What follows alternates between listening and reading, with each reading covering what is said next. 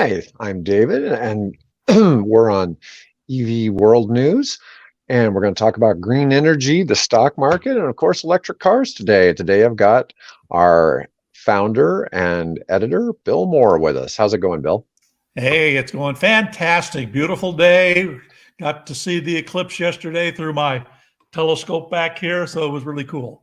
Yeah, no, that we're a little bit, off the path Yeah, here in Nebraska. We weren't directly underneath it, but yeah. lots of people were I saw excited about it. thumbnails worth of it. We didn't get totality, but well, we'll talk about something else later. I could Yeah.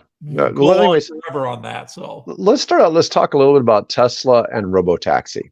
yeah. So, this is there was some discussion last week where Reuters tried to announce that Elon was canceling the Mhm. $25,000 cars. He says they're not, Yeah. and it looks like the $25,000 cars are going to basically be what the robotaxi is, quite likely. Yeah, very possibly. I Ju- can't see them developing two yeah, separate we cars, although. we really don't know for sure, and we don't know if it'll really be called the Model 2 or the Redwood, or Yeah. we're sure they'll give it some number. It'd be something unusual, but anyways, um, they were, there was news that they were canceling it and they're going to focus on developing the self-driving robo-taxi.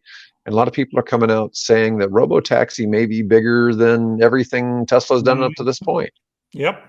What's your thoughts, Bill? Well, I am not an economics guy, and I do not have a magic, crystal ball to know these things. So I'm just parroting more or less some of the different people that have discussed this on Sure. the YouTube channels. And basically, the idea is that if you break down and you look at the economics of where urban centers are, and the trying to make all that weave together financially, that if you do projections, spreadsheet projections, and I'm sure done your share, and I certainly have done mine, and boy, they look promising until they run into reality. Um, so there's a good chance that this robo taxi business becomes what Tesla was, in Elon's views, meant to be, because Mhm. that's where the money is. I mean, if you carry out these projections and spreadsheets, it really looks good for Tesla, rather than just making a one-time sale, and making $8,000 to $12,000, something like that, on a car. They can have that car generate income in perpetuity for them and whoever owns the car, be it a person who's bought a Model Y or a Model X or whatever, and lets it be used in a robo-taxi situation, or whether it's Tesla or other companies that they partner with operating the vehicle and taking the revenue, because there's no driver to pay, Right. right? So there's a big jump. And then you look at the amount of what you pay per mile and things like that.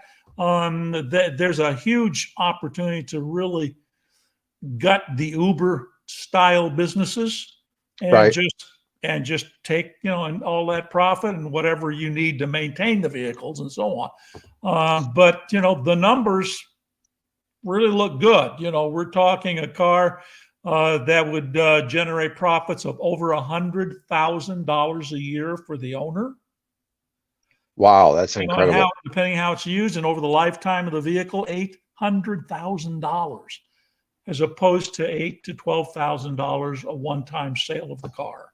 So yeah, That that I can see why some of these people are getting pretty excited about that. Now, that being said, we have absolutely no idea, apart from the announcement that, well, maybe the Model 2 or whatever it is isn't quite dead yet, right? The guy that's the original, Von Hosen or whatever his name is, the guy that designed the Tesla cars, he says, don't believe everything you read. We the this whole, cheaper $25,000 car thing may not be dead yet, but that $25,000 car could be the robo taxi. The question is then who owns it. So that's the only thing we know, is that there's going to be an announcement on August 8th, and 88. That's interesting. And beyond that, we don't know. Everything else is speculation. Well, like Abraham Lincoln is often quoted, don't believe everything you read on the internet. Yeah, exactly. Exactly. So I guess August 8th, we'll find out. Right. We'll Yeah. So, we're going to do anyways, this and expect something. it's interesting because Elon's always said you can't value us as a car company because we're a tech company. Yeah. And, what's happened is in the past year, their prices have come back in line with them just being a car company. Mm-hmm. And he's like, well, we've got full self-driving. We're going to be selling this to other companies for like $10,000-$12,000 a car. It's like, that's going to be big. It's going to be bigger than what we do in cars. Now, Yeah. what you're talking about with the robo-taxi, that's bigger. And they've also got this huge, they're really huge in energy production, where they're running huge battery parks and solar farms in other parts of the world. The only place in the United States they're really doing it is Hawaii. And they replaced the last coal-fired facility in Hawaii with this. And so they're doing all of these things that aren't just making Model Ys. Yep. Yeah, they're not a car company. They are definitely a technology company on the forefront of some really, interesting everything from robots. Hey, I really enjoyed that show you put together, on the robots. On the robot thing. That was fun. So they got robots, and you got and you've got spacecraft and satellite systems, and could you see Ford or GM doing No, that? I mean, no, but I honestly, I'm friends with a former two-time world heavyweight boxing champ named Shannon the Cannon Briggs, and he's going to do a fight against Quentin Rampage Jackson, who is famous from MMA. And they're both about the same size guys, roughly. Yeah. They're both about 260 to 280 pounds. Okay. I think they're going to fight at like 265-ish. Yeah. Anyways, they're going to do a fight over in Qatar. Okay. And what's funny is both these guys are over 50. Okay. But I honestly swear that now I can't disclose this. Somebody important has said they'll fight Shannon after he beats Rampage. Okay. Oh, okay. But I'm like, I could see Shannon taking a fight against the Tesla robot. Yeah. Yeah. He would do that. Yeah. Yeah. My favorite, I always liked fucking was like, what was your strategy? Do you just like to see if you can break people's hands with your face? Yeah. Because he's because if you go looking him up, you most. We lost you. Well, I'll keep. I'm going. back. There, I'm back. good. He's back. Yeah, okay, great. Most of his fights on YouTube are where he lost and just looked like he was just taking a beating, and people punch him in the face and just like shakes his head at them. Yeah. Like, nope, that didn't do anything. It's just kind of funny. But anyways, I liked the robot one. Let's go ahead and talk real quick. We've talked a lot about Norway in the past, and electric cars are set to overtake petrol cars in Norway. And this article came to us from Motor One in the UK. And sometime they're expecting in 2025 it's going to change. Now, what's interesting is they've got over 90% of new car sales in Norway are electric vehicles. Yeah. But even still, they're only at about 25% of all the cars on the road being electric vehicles because of gas vehicles. Now, I heard Musk. And diesel. And diesel. I heard Musk talk about this. He said if all of a sudden all gas car new sales were banned, it would still take more. It would probably take past 2050 before people stop driving gas cars. Oh, yeah. And even then you'd still have some because you still see cars that are 40 years old on the road from time to time or older.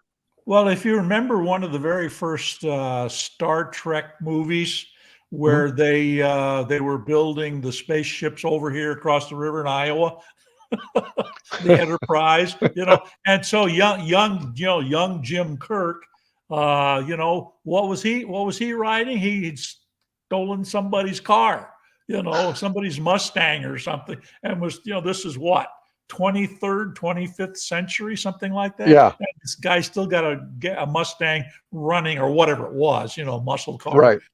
So yeah, I'm sure they'll be around. They'll be collector's items, Right. Yeah, well, just like I'm sure you still see plenty of horse and buggies if you drive through Oh, Missouri on the right roads, you sure. know. Yeah. Yeah. So I guess you could still have some around, but it was just, I used to live in Amish country in Lancaster, Pennsylvania. oh, there you go. There you Heart of go. Amish country. Yeah, but anyways, it was just something brief to say about that. Um, Now, we had another news article that was from it's about car sales in the United States last year, stating that Americans actually bought 1.4 million EVs in 2023. Yeah. And they even mention it's a bit of an optimistic number. And I'm trying to see how they arrived at this.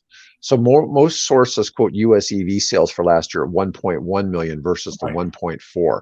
Yeah. And part of this, their claims there's 4.3 million EVs by registration on the road. 1.5% of all light duty vehicles in operation. That's a big difference from Norway, where we're at Yeah. 25% to only Yeah. 1.5% here in the US. And there's 159,000 public charging stations that see how they're figuring this out. So, so based on the fact that there was 4.3 million EVs on the roads, they're deducting from numbers of where this went. So what they're saying is the numbers of registrations went up by 1.4 million. So unless people were they bought electric vehicles and they Yeah. were just hanging out, holding Well, on to them. yeah. I mean, Tesla doesn't release their numbers, do they? I don't think they released their production numbers. So we have to kind of spitball what Tesla's done. Is that why we just rarely see production numbers? Yeah. Yeah. Yeah. Okay, because that explains a lot. Because occasionally you'll see something showing, the top 10 most produced cars last year. The Model Y and the Model 3 were both on the top 10 list. There was one BYD that was Yeah. on the top 10 list. And then out of the other seven cars, I think four of them are available as hybrids or plug-in hybrids. Yeah. But they were probably mostly gas cars. But the other seven, and then there was like three pickup trucks. It was like the Hilux, the GMC's 1500 series, and the Ford F series. They were all amongst the top 10 most produced vehicles worldwide. Now, that wasn't in sales volume, that was just in production numbers. Yeah. And we know that Ford and GM have a lot of trucks sitting around. Yeah. So there's something going on with that. They count the ones that roll out the door, not the ones that's of course, that's the dealer model. It's up to the dealer then to move those vehicles. So I expect there's going to be a lot of really good deals on full size trucks here for a while. I think that's going to be something we're going to see, because the dealers and Ford and GM, they have to get rid of those vehicles. But what I want to talk a little bit today was there was this article on prices of used electric cars more volatile than other cars. And some of this has been because the electric car manufacturers, because of different reasons, whether they just wanted to hit certain targets. One of the things is Tesla keeps cutting prices. They can afford to. They're making money. They're making money. They still average, even after with all the price cuts, they still average $6,700 profit per EV last year. Yeah. And the other car companies aren't doing that. Yeah, Now, we should point out, however, that this article is a Australian publication, so it's got an Australian bias, but I'm sure what they're finding there generally applies pretty much to the rest of the planet. So in Australia, EVs in 2023 were only 7% of the new car market, which that's about the same as the US. Really not. I thought they were more highly adopted. Now they've got all the BYDs going in over there though. Yes, they do. So they're going to have inexpensive EVs, that's for sure. Price volatility for used cars has been significantly higher than that of internal combustion engine cars. I was trying to help somebody who needed to buy a car, and they're lower income, and I was suggesting to them to be looking at all the deals on plug-in hybrids right now. And I saw a Chevy Volt for sale for less than $9,000. Yeah, yeah, You get a $4,000 federal tax credit on that from the dealer. That's yeah, a $5,000 car. Now, whether you can get financing on that is a different story, but you can count that $4,000 tax credit as your down payment. So if you're somebody that needs a car and you're under $150,000 annual income, there's a lot of options out there. You've got yeah. Prius Prime, you've got the BMW i3 is out there. There's lots of Hmm. those available for about Yep, 16 to $18,000. yep. You've got the Volt, The and you Volt. and I we looked at the Cadillac ELR. Good luck finding one of those. Yeah, Okay, yeah. There's good luck like actually finding one of those. But the Cadillac ELR is a very nice looking two-door five. Cadillac that was $76,000 new, but Yeah, there aren't very many of them. We find like five of them for sale nationwide, something something like like that. that when we were looking. Yeah, it wasn't a really produced car, and most of them are very low mileage. They're all low mileage. There's none of them that hit more than about 8,000 miles per year. Those cars have been out. And yeah, I'm just saying that it's a really good time because you look at how much during the pandemic, how used car prices went out of sight. Yeah, And right now, some of them are really coming back down. Now, on the full battery electric vehicle side, you can find cars that are under 25,000 that qualify for the 4,000. And you've got Chevy Bolts. You can occasionally even find a Tesla Model 3. Our guy hmm, that we had on um, from Salt Lake City, he was showing that at EV Auto they have some Tesla Model 3 long ranges from 2020, which is the year that the guy did the 300,000 miles on it yeah, with no battery changes and yeah, no brake changes. What we say, three or four sets of tires? It really didn't use much in the way of yeah. tires Not a either. lot. Yeah, yeah, Yeah, for all the hype about the tires being burned up. But I'm just saying it's a really good time for somebody to pick up, especially with the $4,000 tax credit. yeah. Somebody could use it to get there, but you can get an EV or a plug-in hybrid. The plug-in hybrid would be ideal for somebody who doesn't really have regular access to a charging station, but they do have access to electric plugs Right. because you could just charge it off of 110 Yeah, at yeah. night and you could get sufficient charge. Part of the issue I think with this whole depreciation, and I'm the beneficiary of that because the car that I have new was $30,000 in California, and I got it for 10. So I'm a beneficiary of that depreciation. But I think a lot part of this is just the newness of the technology and the uncertainty, generally, broadly speaking, of what you're going to get in terms of battery life, because everybody looks at that and says, well, it's one thing to replace an engine for $3,000 or $5,000. It's another to replace a battery for 20 or whatever number. Where are you going to replace Quality. an engine for $3,000 to $5,000? When my engine went out of my Explorer last year, it was $8,000 to get a refurbished engine. Yeah, yeah. Well, I mean, but it's the technology is so. I mean, some of these cars, you have to have a specialized mechanic because of the electrical issues, right? You're dealing with, 3, 4, 500, 800 volts as opposed to a simple 12-volt system in a standard car. Um, so I think that just the uncertainty, the repair. Look what happened with Hertz. Trying because they had no idea that these things were going to be so expensive to repair if it was involved in an accident. Yeah, So I think there's just that market says this is too new. But I think in time, what we're going to do is once we gain enough experience, the industry gains enough experience with the cars, and these batteries are lasting, and like the guy with 300,000 miles and so on.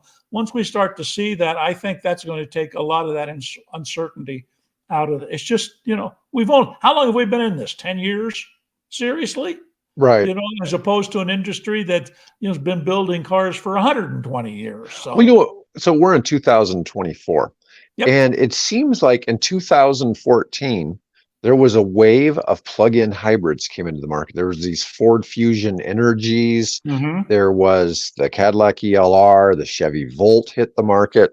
For some reason, there was a push for plug-in hybrids that year, and it's interesting because I didn't really realize what was going on with that. And then all of a sudden, it didn't work out. And then so those same companies didn't continue making them in 2000. Some of them didn't continue in 2015 and 16 and so on. And so there's only a limited amount of used plug-in hybrid cars out there across the whole US, as far as being for sale.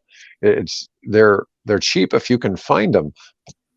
They're just not a lot of them. Good luck finding them. Yeah. Right. And so they may be inexpensive. And part of the thing is lots of people know about the $4,000 tax credit. And so a lot of people probably scooping them up for second cars, things like that. But I'm just saying that apparently 10 years ago, it was too soon to try to mass market roll out those cars because the market didn't absorb them. Yeah. And so there wasn't enough demand for Ford and Cadillac and some of the others to keep making them. Now, I think it's a different story, They weren't ready to make that. They weren't mentally in a place to make the transition. They could maybe see a hybrid, right? Mm-hmm. I could see a Prius, or I could, which was I don't think anybody ever else has held a candle to the Prius and what Toyota did. They've tried, but I don't think they even came close. So they weren't. I don't think they were in a mental place. And of course, then there was Tesla.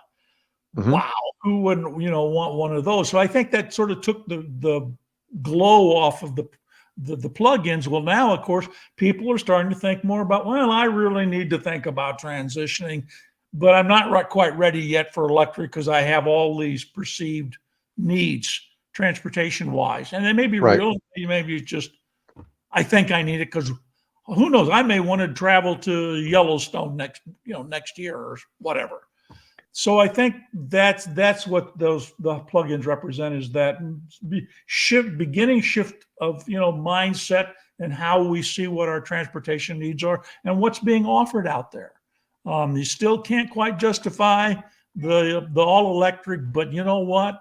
A car that'll drive on electric for 30 miles or 40 miles or whatever, I could see doing that because I can still go to Yosemite or Las Vegas or wherever. Right. Yeah. You don't have the perceived restriction. Right. Because people all think that I get these comments all the time on the videos like, well, EVs make fine commuter cars. Like, I've gone on road trips in Teslas. I've traveled, hundreds and hundreds of miles. I haven't gone cross country.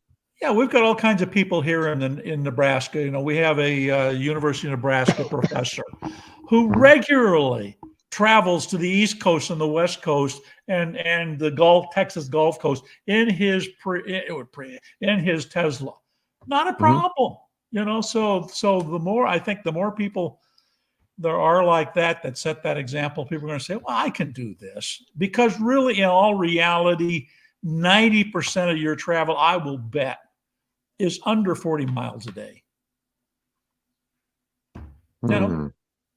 One of my friends has a funny story, and he bought his son a Model 3 in high school. Okay. And, he wanted his son to have a car that's safe and has a self-driving. I've driven the car a few times, so I'm real familiar, with it. He got it with it wasn't performance. It was a Model 3 long range. And his son goes off to college down in Texas. And so what he does is his son graduates, and he didn't need a car the whole time he was down there. Son's also a pilot. The pilot flies regularly every weekend. He flies a few hours, and he does instructing. Yeah, but he graduated in 3 years. He's in medical school at the same school. Wow. And my friend drove down there to bring him his Model 3. Well, son then talked him out of why the Model 3 wasn't appropriate, and so Dad buys him a Model Y Performance. and drives the Model 3 back to Omaha. Must be nice. Yeah, drives the Model 3 back to Omaha. Yeah, and so anyway, when he told me that story, it was pretty funny because he needed he went and he bought a Model X at the end of last year too. Yeah. So he's got 3 Teslas. It's funny you should mention that because just this morning I was coming across posting a bunch of stories about Rivian, right? Mm-hmm. And of course they are now shut the plant in normal down to transition to upgrade the plant so they can start beginning to make the R2. And I got to thinking, you know what? And of course, they had a big open house for everybody here last week or whatever it was to come in and tour the plant and see the cars, in the flesh, so to speak. And I was thinking, if I ever could get to where I could afford an R2, because that's, I think, the one I would probably be leaning most to. If I could get, but how would I get over there and pick the car up? And I thought, so I said, well, let's see. It turns I could get there by plane. I could get there by Trailways bus. Oh yeah, good luck with that. It'll take a week. So I'm thinking, because I don't want to drive over there and then have to have somebody go with me so they can, bring their car or my car back. So I just toying with the idea this morning. So we could get a Chinook and we could fly it down there, and then we could just pick up the Rivian and bring it back under the Chinook the whole way. Have you any idea how much fuel would cost for a Rivian or for a Chinook? Do you think that would affect the carbon footprint of that Rivian purchase? Oh, probably for the next century and a half. Maybe we could hook it up to a bunch of quadcopters. And we get well, let's just do, what was the Disney movie where the old man put a bunch of balloons on his house? We just put a bunch of balloons. I know what movie you're talking about.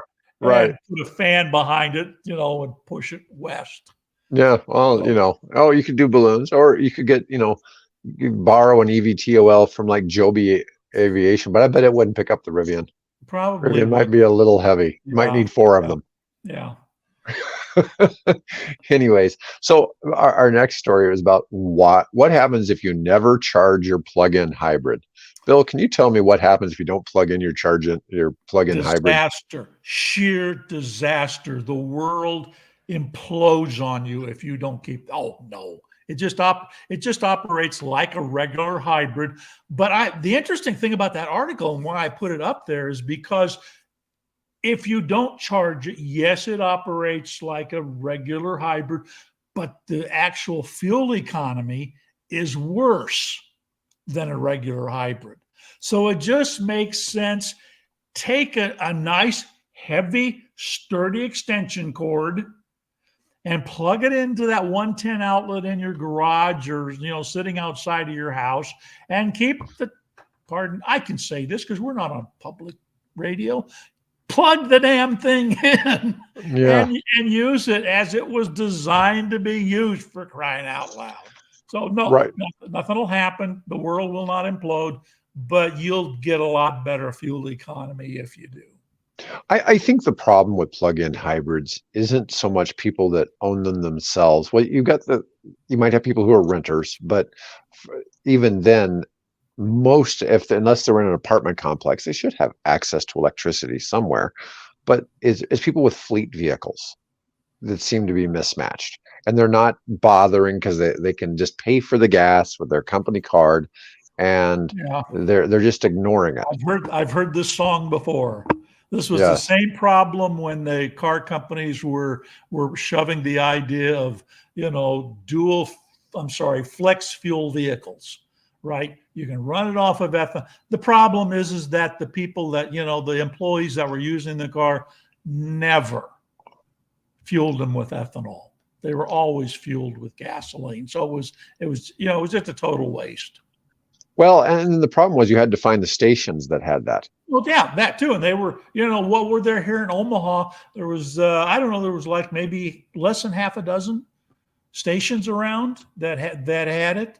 There was one just out Portal Road here, not far from where you and I live. And then there was another one downtown, and there may be a couple of others around. But they weren't around.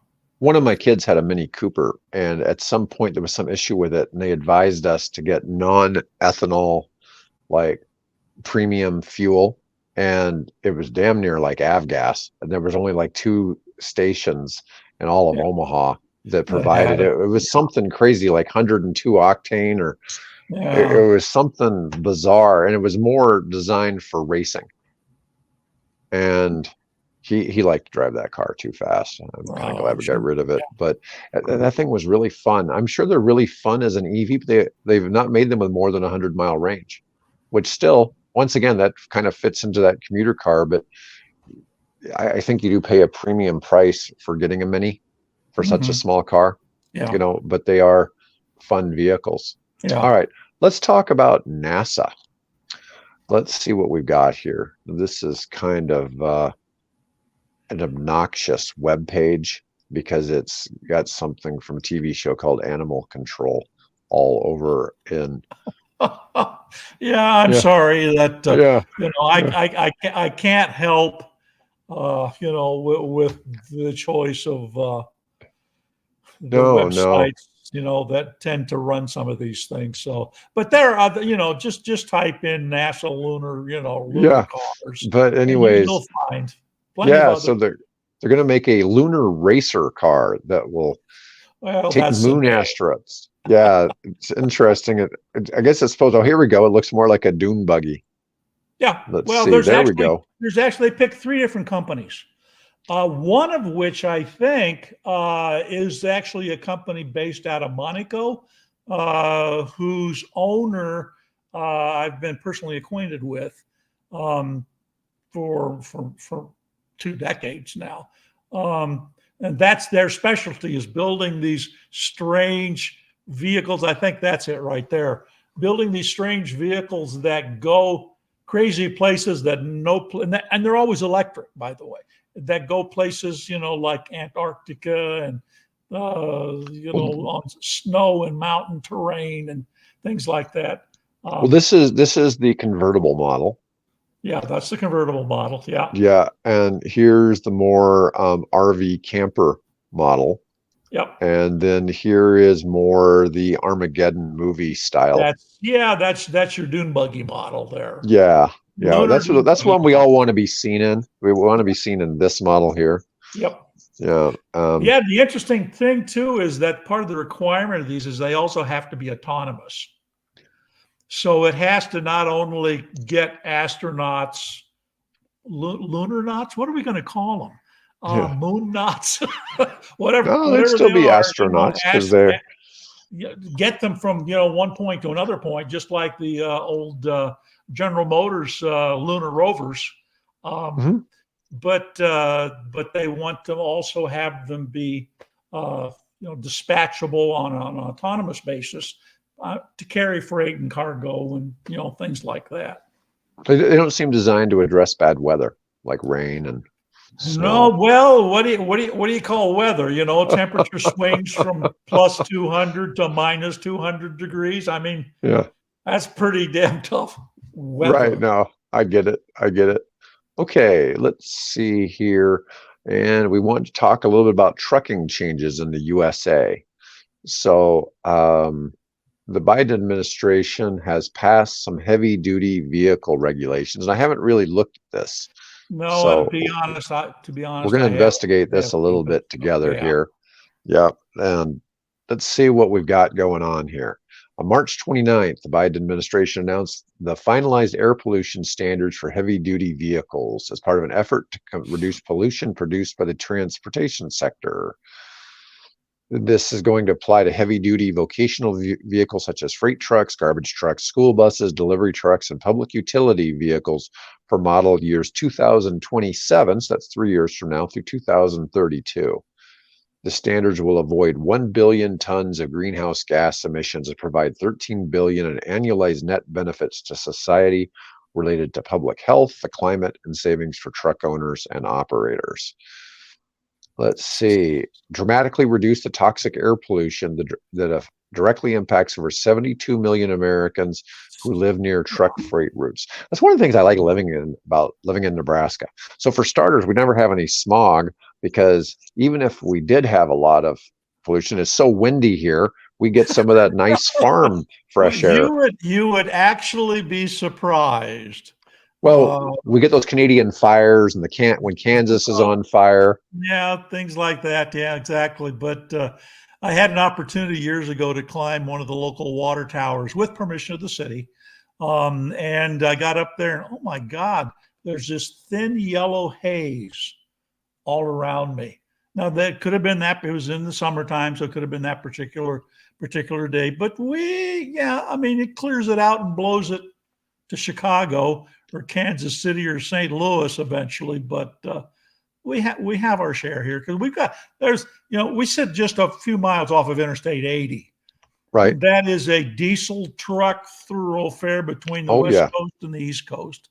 So we get it now. And I'm going to be honest here. I saw the story. I said, okay, that's kind of relevant. Let's post it. But what are they saying are the regulations? Did you catch that? They really haven't delved into the meat of what's going on. Yeah. It So was that just makes enough to that tease makes people the and guy piss them writing off. the story and me responsible for not doing enough research on this one. A So lot of these articles are very rich in buzzwords. yeah. And let's see, Well, that's today's when I kind of announcement. Oh, that's here's what Senator Alex Padilla of California says. Today's announcement demonstrates that a zero-emission heavy-duty vehicle future is not only achievable, but more essential than ever, given the disproportionate rate of greenhouse gas emissions from buses and trucks. yeah. You know, I've seen some different things. So we did a video about the rock band Metallica a while back, Mhm. Yeah. and in that we were talking about they were using all EV for like shuttle buses, getting people from like parking to the concert, things like that. Right. Then for their tour vehicles, some vehicles were hydrogen battery electric, Right. hydrogen fuel cell, and some of them were running, I think they might have been running LNG. And so Yeah. so It was so some type of it was lower a cleaner carbon. burning fuel, Yeah. a cleaner burning fuel, and those vehicles had a range of almost 1,000 miles on a tank. Yeah. So they addressed some of the bigger needs of trucking. And I think some of this, everybody wants everything to happen now, and it's just like the idea of switching from a gas vehicle to a plug-in hybrid. It's, for a lot of people, it's taking steps, realizing what's possible Yeah. versus what their preconceived notions are. And the funny thing is, when people all the time, I hear EVs are bad. Here's what's wrong with EVs. They're not green. It's like, well, forget everything. Forget about being green. Forget about saving the environment. Forget about whether you like polluting. And the cars are all going to come EV anyways. The technology is just better. They're Yeah. safer. They're faster. They're cheaper to operate, and they're about to be much cheaper to make. So we're already seeing overseas where BYD is going to basically shut out all the gas car makers because they're able to produce at a lower cost. Hmm. And Tesla's already proven they can make money making electric vehicles. Other companies just have to figure out how to do it too. But it was going to keep happening as the battery materials keep going down in price. We're going to see car prices plummet, and it's going to be good for the consumer. I don't see. I get all these comments about how bad EVs are, and the usual ones are like, well, that the government's going to let you control you. They're going to be able to shut off your engine when they want to and make it so you can't go anywhere. And it's like, I really don't know about that. That it just seems a little. Yeah. There's a little too much, conspiratorially minded. Now this gets into a political thing, and we need to think very strongly about, where we are going, and whose policies are going to be more restrictive ultimately, and whose are going to be more democratic ultimately. I mean, those are decisions that everybody has to make, and do your own research, right? Um, Yeah. but we got, we know that the direction of this thing is ultimately towards lower carbon emissions. We just have to, otherwise we're just going to, live on a planet that is uninhabitable, unfortunately, for humanity and society as we currently know it. Right. But I'm just saying that even people who, don't believe in climate change or whatever, the transition to EVs is going to happen regardless. Market forces will eventually Yes. make everybody transition. Yep. And it's not necessarily, I don't think we need the government meddling the same way, the way that California, I think that California is off base on a lot of things, like where they're stopping, letting people make gas stations where, they're going to make it so one of the things that from California is going to affect the whole country is if they make it so that tractor trailers can only be EV in California, then that affects the rest of the country, because that what's going to happen is they're going to have all these EVs just hauling stuff over to Nevada, and then they're all going to still be switching back to diesel. Now, yeah, you're gonna be having some of this, but hopefully we'll see improvements. I told you I've seen hybrid tech that could double the or more, maybe even 5x the range of tractor trailers, even with diesel. So they're getting far more efficient, but it's going to be battery electric. It would be Yeah. battery electric diesel. Yeah. And so it's still going to be a plug-in hybrid type device. So even still, if they were going and getting diesel, they'd still be charging up Just like batteries at the same just time. like a locomotive has been for the last 50 years. Right. So I'm just saying there's some other tech. Well, if you decrease the diesel emissions by 80% by doing that, well, that's a step in the right direction, right? Sure. It's Sure. just I'm not quite sure that what some of the mandates, and you and I are both kind of on the opposite side of the fence on some of this, Yeah, and that's but good. yeah, no, I think it's good, but I'm just saying, I think that ultimately the same objective is going to be reached. It's just that I'm one of these people in economic theory. I'm real big on market forces. And then Mhm. you have other people that think that we need the government to try to control everything. That's a Keynesian, when you want the government to control economic policies. And I'm more, Yeah, for economic policies. it's really, there's really a balance Yeah, here there that has to is. be And changed. you Because need yin and yang. if you just let market forces do their thing, market forces are going to take that power and dictate the policy that works best for whoever controls, Well, either one trying to run 100% leads to chaos. Yep. Okay, in one way or another, market forces left unchecked turn to chaos. Government forces left unchecked leads to chaos. So like we see in certain Eastern Bloc countries and yes, things yeah, like there's that. no question. There's no question. We see, different aspects hitting that. Let me see. I have one other article, and this is a little bit. It's not really about electric vehicles. This is about home insurance premiums. So Yeah. home insurance premiums are starting to get out of sight. Okay, Mhm. and Wonder why.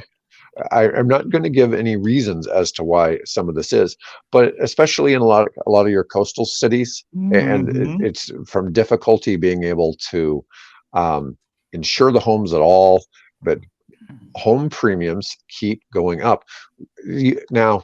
And I realized, what was it? In the 1980s, the U.S. had 3 storms that each caused $1 billion in damage. Yeah.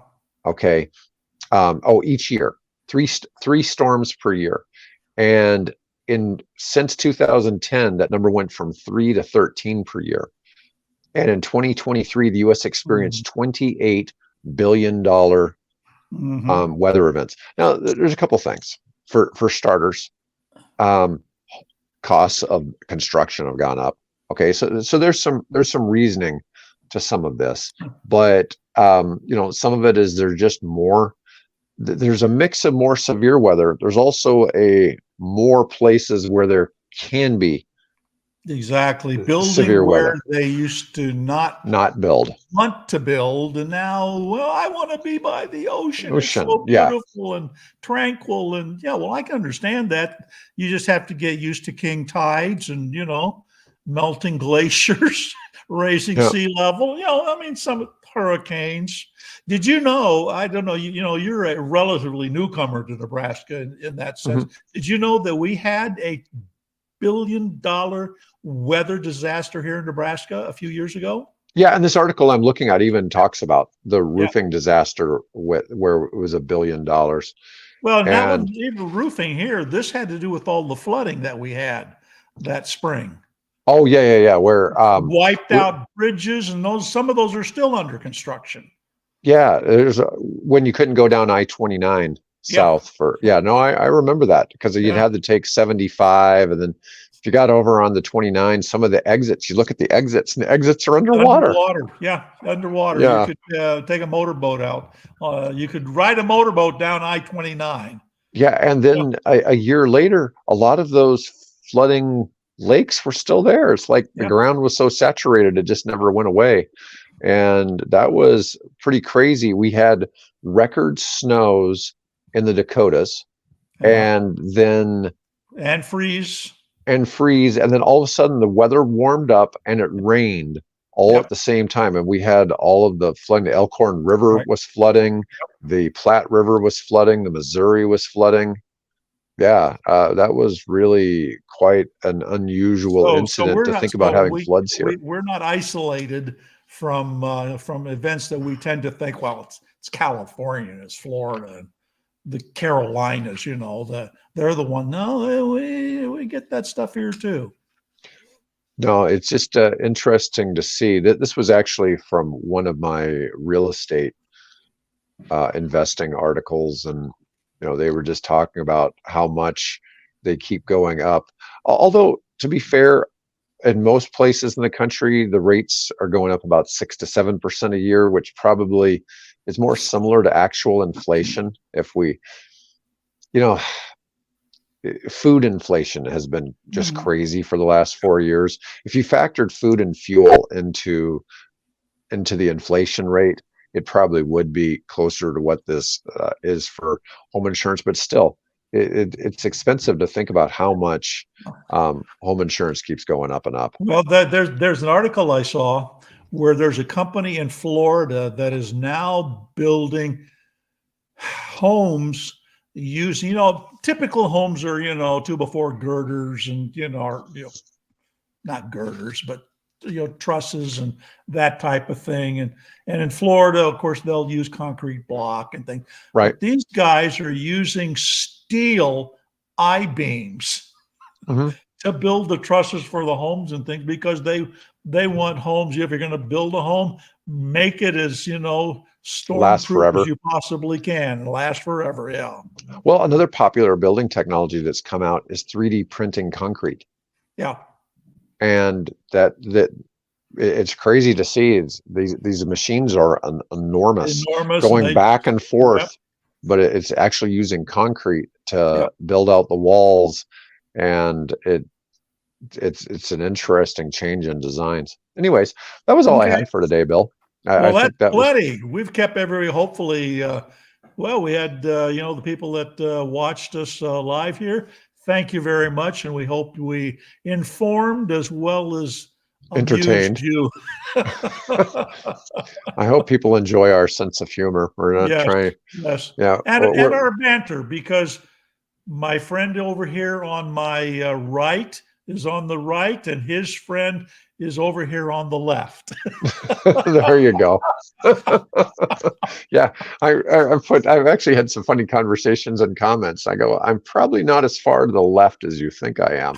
Oh, no, no. And You wouldn't be talking about EVs and the things we talk about if you were. No. yeah, as I see all this stuff in the presidential elections about EVs and how one side doesn't talk about them. Okay, so the Democrat side doesn't talk about them. The Republican side negatively talks about them. Hmm. But as I've told you before, I've gotten Republican congressmen to come to EV events, and I see all the Republican governors embracing Oh, they EV love it. jobs in They love those their jobs states. down there And in so Georgia and the Carolinas. Yeah. I somewhere there is definitely a movement to support heating EVs that is, I don't know if it comes from the oil I industry or where wonder it comes where that from. comes from. Yeah, Oh, but sure it is. I'm Sure it is. I'm just saying that I feel they're doing something to make people on the right think there's something just wrong about EVs. And I see this and it's just like, look, I just know more than you do. You can tell me you hear all this news. And one of my buddies, he's like constantly saying, hey, I just heard that this was going to happen and all this. And it's like, look, y- you know, I can tell him exactly what's really going on. And it's like, No, it's going to well, change. I don't care what you think. yeah. It's going to change, and regardless of how you feel about How you feel climate right now, change or you're whatever, gonna it love the it's going to change. experience when you have it. Yeah. Yeah. Anyways, all right. Well, Bill, Okay. we need to cut the show for today, All folks. right. Thanks for watching, and we'll see y'all back here